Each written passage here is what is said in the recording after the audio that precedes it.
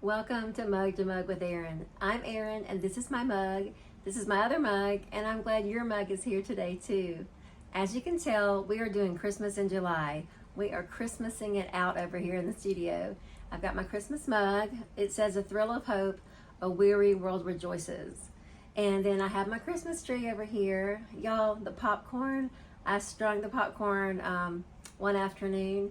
And I have to tell you, I have never realized how relaxing stringing popcorn can be. I just cut on a movie and kind of a mindless movie and just took a needle and thread and kept stringing popcorn. I totally recommend it. It was very relaxing. I also found this Christmas book. I went thrifting. Do y'all like to go to thrift stores? I love thrift stores because you never know what you're going to find. And when I go thrifting, my husband goes, "What are you looking for?" And I'm like, "Treasures? Hello, what else do you go thrifting for?" But I found this book. It's called The Official Guide to Christmas in the South. Or, here's the subtitle, "If You Can't Fry It, Spray Paint It Gold." That is the Southern motto. We have spray painted pine cones. We have spray painted everything. I mean, you just spray paint it gold or silver. Silver counts, and sometimes you can do black as a contrast or red. There's just so many options. So I read through this book, and I have a hard time when I read books about our lists that say like, if you must be from the South, because I have lived in the South for most of my life, and most of the time on the list I'm like, doesn't everyone else do that? So I had to call my friends that don't live in the South and go, "Do y'all not do this?" And one thing is monograms. We like to monogram everything. We put our monograms on cars, on stickers, on bathing suits, on clothes, on bows. I mean, monogram everything. And so I asked my friend from Kansas, I'm like, "Do y'all not monogram things?" And she was like, "No." That is a Southern thing.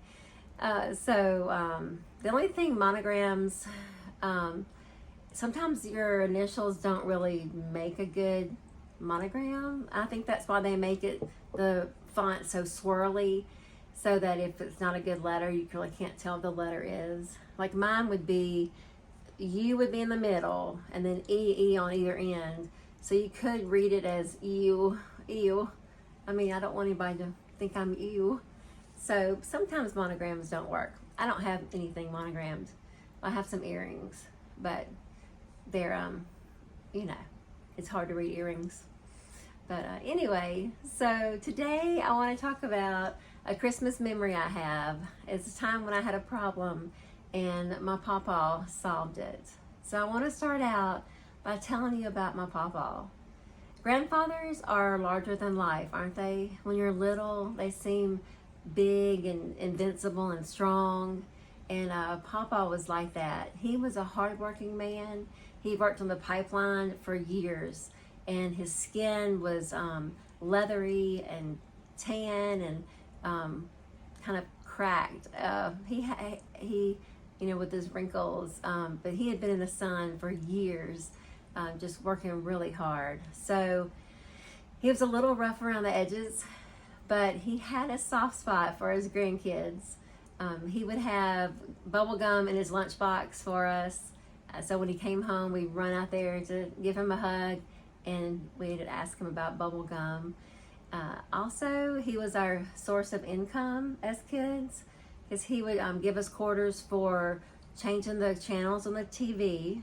We only had 3 channels, so there wasn't much back and forth. So it wasn't really money-making opportunities there. But also we got quarters for riding with him in the truck and opening the gates, closing gates around the property, so he wouldn't have to get out. So he must have had bubble gum and an endless supply of quarters, now that I'm thinking about it.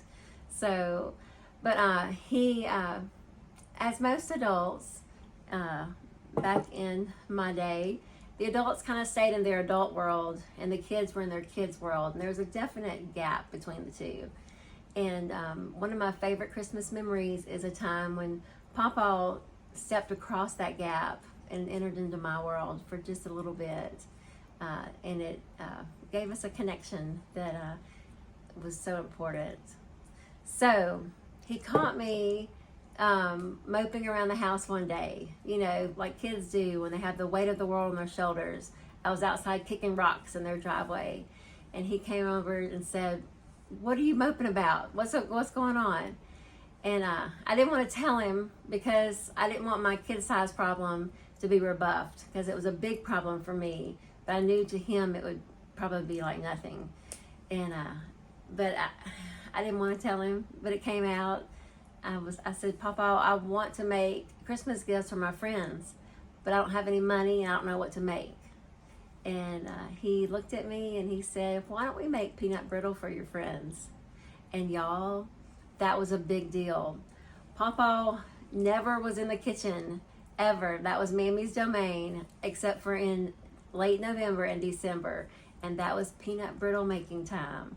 And they would make peanut brittle in the kitchen together. And I remember watching them, pour out the oozing, syrupy conglomeration of peanuts and let it cool. And, it's hard. And Papaw would get a hammer and break it up into pieces. And the whole house would just smell, that wonderful, syrupy, peanutty smell. It was just the stuff of memories. It's exactly what it was.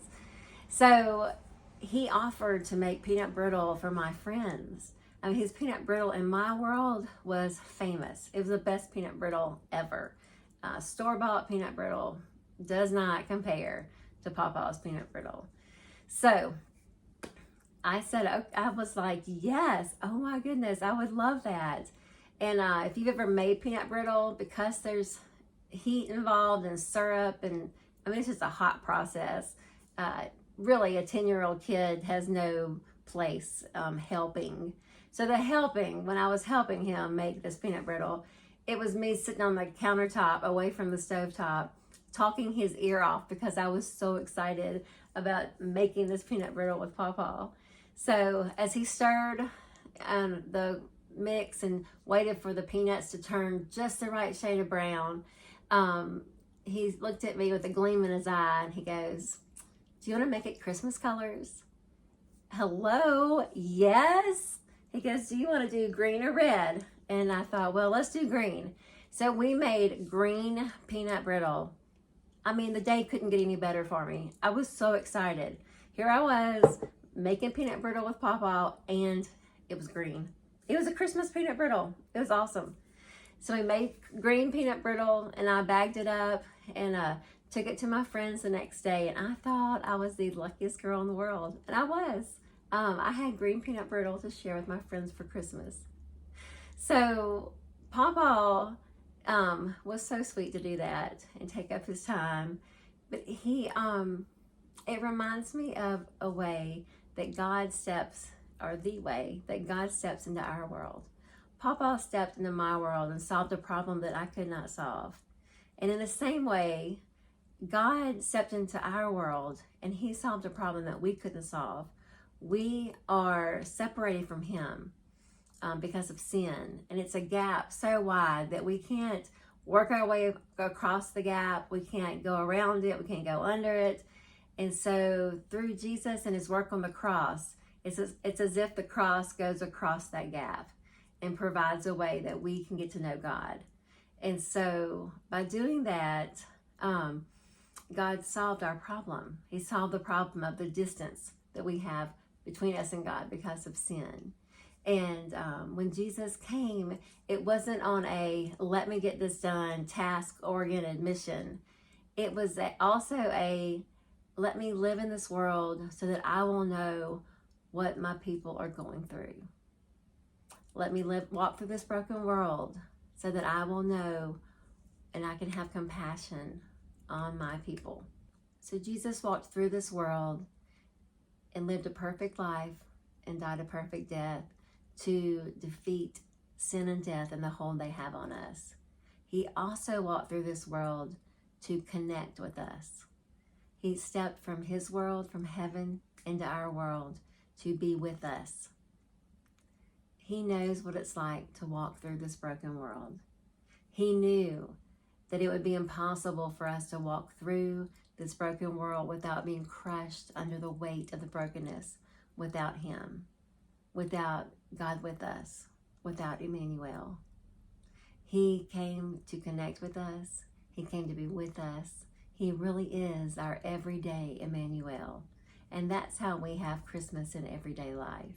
Part of celebrating Christmas in July is to celebrate the birthday of my book, In Unexpected Ways, Christmas in Everyday Life. July 27th is the book birthday. Check out my Facebook and Instagram for fun events that are happening this month. Thank you for being with me on Mug to Mug with Erin today, and I'll see you next time. Have a great week.